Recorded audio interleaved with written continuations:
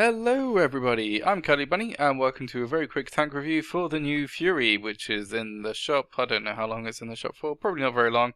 So I thought I'd get it out as soon as I can. I've got my mastery badge in it, I've done a few games, kind of got my thoughts all collected on it, so let's go over it and see if it's worth it. So armor wise, it's all pretty poor actually. Your upper plate is only 64mm, it is angled, but not enough really to make a big difference. I mean, if you angle it enough, tier 4s are going to struggle with you, I guess. Maybe some badly armed tier 5s. But in general, your upper plate, it's only going to have miracle bounces, with the auto bounce angles, things like that. There's not much really to say. There's one tiny little strip of better armor there, but yeah, not really anything to mention. Side armor is pretty thin, only 38, so if you're gonna angle, you can't angle too much, otherwise they're just gonna be able to eat through this like cheese. As you can see, we're not particularly heavily angled, but it's, yeah, very bad in general. But the saddest thing about the armor is actually the turret. Unlike the EZ8, this does not have very much turret armor. The mantlet's there, but there's nothing behind it. So 90mm is gonna go through this all day. There's a few strong points, just kind of on the edges where it overlaps with the different armor, but nah, you're going to be lucky if you bounce a shot from this turret. Definitely very lucky indeed. Yeah, so don't rely on that. It's a really sad thing because what I've seen of, well, I played the Jumbo, not the EZ8, but what I've seen of them, the turret armor is really nice. It's one of the definitely the defining characteristics of the tank, but it's missing on this. Otherwise, if RT hits you, you are going to be exploded because, what we got here, 10mm and 13, and the turret's slightly better at 25. It's going to pen you, you're going to have a really bad day, so don't get hit by RT basically. I know it's a lot more difficult than said. That's pretty much it to go about the armor. It's not very good, don't rely on it for anything other than maybe a tier 4 if you angle a bit. So let's have a look at the other stats. So the gun, exactly the same as the EZ8, literally in every aspect, DPM wise and shell wise and things like that. The gun performance on the other hand actually is exactly the same. These ups and downs are because of a few minor characteristic changes in the tank. The traverse speed is slightly higher, which makes obviously the full speed traversing spread worse, but because the tank is slower, it's got better on moving circle spread. But not much to say there really. Oh, actually, one quick thing to note, it has less gun depression, which is weird, but okay, whatever. -10 is still good, and you can work it really well. Mobility-wise is a pretty sad story. Even though we have less armor, we are slower because for some reason we're heavier as well. Our power to rate is a little bit lower, well, 2.71 lower than the EZ8. So it really struggles in comparison on hills. You're gonna like 13, 12 kilometers an hour up some average hills. It's really sad. And this is also a really sad point, 41.8 kilometers an hour top speed forwards. That's not very nice at all. It's kind of Centurion-y feeling. You're not going to get to where you need to go very quickly if it's a long distance. I mean, it accelerates okay. It really struggles with hills, as I said. But yeah, I don't know why they did this. Yeah, whatever. Terrain resistances are better, but they don't make up for the lack of the reduced power to weight. So although it's not as slow as it might seem, it's still pretty slow. I mean, you'll see these in the gameplay, so meh, whatever. Survivability, everything the same there, pretty much. Scoutability, I don't know what the camera is because Tank Inspector doesn't tell me at the moment. I'm guessing it's pretty much exactly the same as it's usually based off vehicle height, so yeah, 370 meter view range is quite nice for a tier 6 medium anyway, so I actually carry optics on this. I'd probably recommend binos instead, but optics kind of go with my playstyle more, so it's up to you. But I would definitely recommend augmenting this 370 meters view range because you can get, I mean, this is going to see tier 8, so you're going to want to be able to do something because the gun, the M4A3E8 gun, is not particularly good in bottom tier games. Well, I'm going to show a bottom tier game as well, actually, so you can make it work. But anyway, there's enough of this boring stuff. Let's just jump straight into the games and see how it performs. We're going to start off with, let's start off with the top tier game, and then we'll go on to the bottom tier game afterwards. So yeah, I'll see you there in a second. Okay, so here we are on the first game in, bloody hell, what is this map called? Arctic region. Top tier, so that's always nice, and I've noticed that almost all our team were planning on going this way, so I've decided to join them and go low and try and kill everything there so that they can actually push up instead of sitting in the open and getting exploded like they do love to do. So I'm going to go low, as I said. One of the reasons is mostly because I have minus 10 degrees of gun depression, so I thought that would work really well. This might have been my first ever game in this thing. I was still kind of getting used to it, but you may have noticed already the speed of this thing. It's not that bad. It's really the 41 kilometers an hour speed limit. It's really limiting it here in these circumstances. And this is actually a really good game to show some of the gun handling. As you saw, snapshot onto the Leopard, really easy. I've got vert stabs on this thing, which you can use on a tier 6 medium, which is really nice indeed. The soft stats on the gun seem really nice. I mean, it doesn't get too much bloom. As you can see there, just driving around, taking pot shots. I would just generally not even recommend aiming properly on this tank. Just to get the full work of the DPM out going, just keep firing. I mean, you're going to be mostly aimed every time you take the shot anyway. So, yeah, whatever.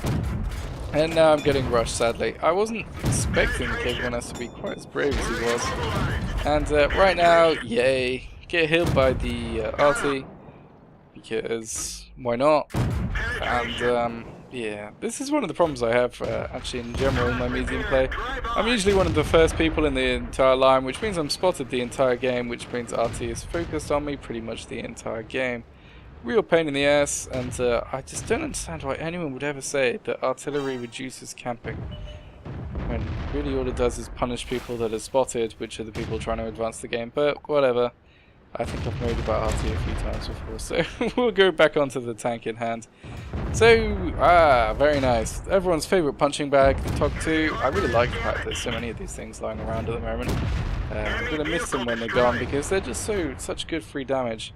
As you saw there, RT just took a shot at me but missed, so I've got a few seconds to kill. And, well, this VK is going to be my new punching bag. He's nicely just got his turret side onto me. And now he's turning it towards me extremely slowly, so I can just pop straight through his cupola here. And, well, I'm pretty worried about artillery right now. I'm pretty sure he's got to be close to reloading, and he's going to want my babies again. So I've got to be really careful here, and he does hit me. And there goes all my health, because, yeah, why not? And now, well, the VK's almost dead. I've pretty much done my job here, or I felt like I had anyway. I'd killed pretty much everything down here. I'd heavily distracted the people trying to hold off our main force from pushing up. And I've been trying, well, now I start to try and spot everything on the other ridge and just generally in front of me. It doesn't go so well because, well, everything's camping really well. There's a Nashorn camping in that bottom left corner, and the artillery's there. Yeah, there's the Nashorn. And that's pretty much the end of my involvement in this game. The T-150 gets exploded in a second, I think. I do end up pushing up on that KV-85, but he gets killed by RR2 before I get to do anything. So instead of wasting more time going over me driving forwards and backwards, kind of flailing around, really worried about the fact that I have no HP, let's just go straight on to the next game where I'm bottom tier. Okay, so bottom tier, as I said, and we're on steps. See, I remembered the name, kind of. I didn't have to press tab at all. Well, I'm going to go up to the place where my gun depression should be kind of an advantage that I can use. I was pretty hesitant about this because, well, it's tier 8 and I'm in a little tier 6 tank. But, yeah, you got to sometimes just push your luck. So, as I said, just moving up onto that flank. As you can see, the mobility of this tank isn't so bad. I'm pushing along at 42 kilometers an hour. Well, I'm not anymore because there was a tiny hill. And, oh, actually, oh yeah, no, remember, the Super Pershing gets spotted here in the weirdest place. So I load a couple of premium shells to see if I can punch through the side of his turret, which I do. That one hits, and I think this next blind shot does as well. But there's no point sticking around, so I continue moving on. And here you can see the acceleration again. It's not too bad. I mean, what really hurts it is its lower top speeds, and I want to say they should change it, but nah. I do think this tank is pretty well balanced. So, well, we'll go over the kind of final points of my feelings at the end of the video, and more just what's going on in the video now and what I'm trying to abuse in the tank. So, obviously, they're pretty distracted because the T-44 has pushed right into the middle of their base. So I'm not too scared to do what I'm about to do now, which is just poke on this ridge, see if I can spot anything, and if I don't get spotted, actually take some shots on them. They're all going to be pretty massively distracted by that T-44, as I said, so you don't have to worry too much about return fire. I mean, when you're bottom tier, you should be pretty careful because, I mean, you can get one-shotted really. Well, there should be nothing that can one-shot me other than Arty, but it's really risky. But as you can see, the handling of the gun is really not so bad. I mean, yeah, it takes a long time to aim, but if you just take your snapshots, they generally go where you're aiming, which is really nice. It's definitely a plus point for this tank, and this has got to be the worst shot ever made. I mean, where was I thinking that was going to go? So I'm going to push up to this ridgeline anyway. It looks like they were so distracted by the T-44 that I should be able to get a lot of side shots into things trying to move up, which is pretty much exactly what happens. And this is really what you need to do with this tank. You've got pretty low penetration at 128, and in when you're bottom tier especially, you're just going to have to try and find positions where you're going to be able to shoot the sides of things. As you can see, I've then spotted this T-29 pushing up, but he's just completely not interested in me, which is really nice. And I can just unload onto the side here, which, yeah, as I said, very nice for me. And you can see kind of the DPM of this tank working. Although you have pretty low alpha, you fire really quickly, and you can aim pretty quickly as well, kind of, if you just take snapshots.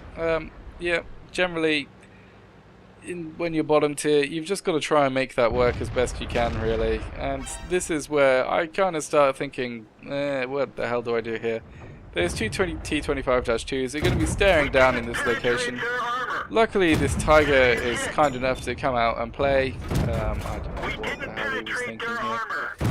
Luckily, you can pen the side of a Tiger 1's turret pretty easily with this gun. You can also pen just generally a Tiger with this gun pretty easily, as long as you're not at massive ranges. The Lurva, on the other hand, that's going to be much more tricky. You can see me thinking here, I need to get to the right if I want to have a chance at penning this Lurva, but then I thought I saw his turret facing completely the wrong direction. But yeah, it wasn't really, not enough anyway. So then I'm going for his cupola, but even if I hit it, and with premium, it's just not enough to punch through. So things like a Lurva, you're just going to have to get around the sides if you want to have a chance against it. And now it's just time to try and stay hull down-ish. Although I don't want to get hit at all. It's less hull down and more just showing the least amount of my tank as possible. And just seeing what we can do about these T-25-2s. This is something I do really often, which is take shots at T-25-2's turret. I really should stop doing it because it pretty much never works. I mean, they've got some pretty weak spots on there. It's just, I mean, this isn't exactly pinpoint accuracy, so hitting them is hard. And yeah, I just was wasting shells here, really. But it looks like we're pushing up, so that's always nice. And the game is pretty much won, which is also very nice. SU-100 and a Tiger left. I load premium because an SU-100's front is too bouncy for this gun. But he wasn't actually, he was reversing anyway, and I missed because why not? And, well, actually that wasn't a named shot, that isn't fair. And now it's just to deal with the Tiger. Now, this is something with this gun that I remember from the Jumbo. Basically, when approaching a target with any kind of armor, then just load premium for the advance, and then once you get around the side, load standard rounds, which is pretty much my plan here. I'm trying to go in not directly towards him, so it's a little harder for him to hit me when he misses as well, which is handy. And now using the mighty powerful auto-aim, and well, that's pretty much his number up already. The RT's alive somewhere, but he's not going to be alive for long. He gets one shot into me, but that's going to be his last shot into me anyway. So, yeah, very nice. Easy. I didn't get the kill actually, but easy damage, easy game really. And that's exactly what you need to do with this tank.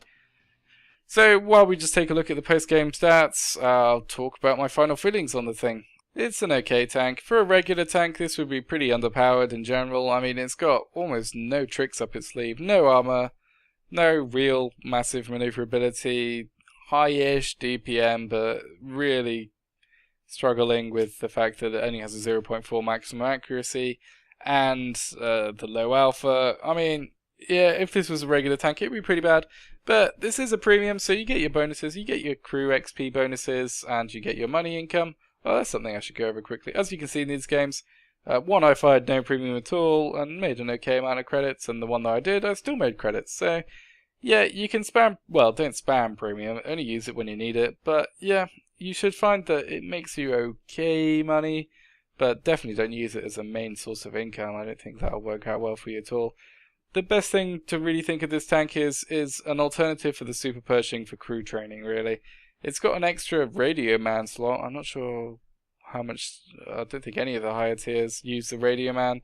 So you're going to be left with radio man just left over, but that happens pretty often. So yeah, I think it's worth it. I mean, it would definitely be worth it if they were selling it not in a massive package and just a normal tier 6 medium price. But I thought I'd pick this up as, you know, you get some gold with it and whatever. The crew isn't really necessary at all because it's a premium tank, so who wants a crew for a premium tank, whatever. You'll have to retrain them anyway. So that's a bit stupid. The gold's always nice, but yeah, it's pretty expensive for what it is, but it's probably one of the better tier 6 tanks you can get premium wise because it's more fun to play, really. The Panzer IV from the Germans is very slow. And actually thinking about it, I think that's it for medium tanks at tier 6. So yeah, if you enjoy mediums like I do, this does play like a medium, unlike the Super Pershing. So it's a pretty good purchase for me, because when someone wants a platoon with a tier 6, I've got a tier 6 that I can pay to do some extra crew training, make a little bit of money, and generally I'll still have a good time in it. So yeah, if you like medium play and you need a crew trainer, get it. If not, it's probably not worth it just for a tank to play kind of thing. You would be better off just getting a regular tier 6. They're all better than this thing. And, well, money-wise, you still make money on tier 6 anyway, so it's not a big deal. So, overall, would I recommend it?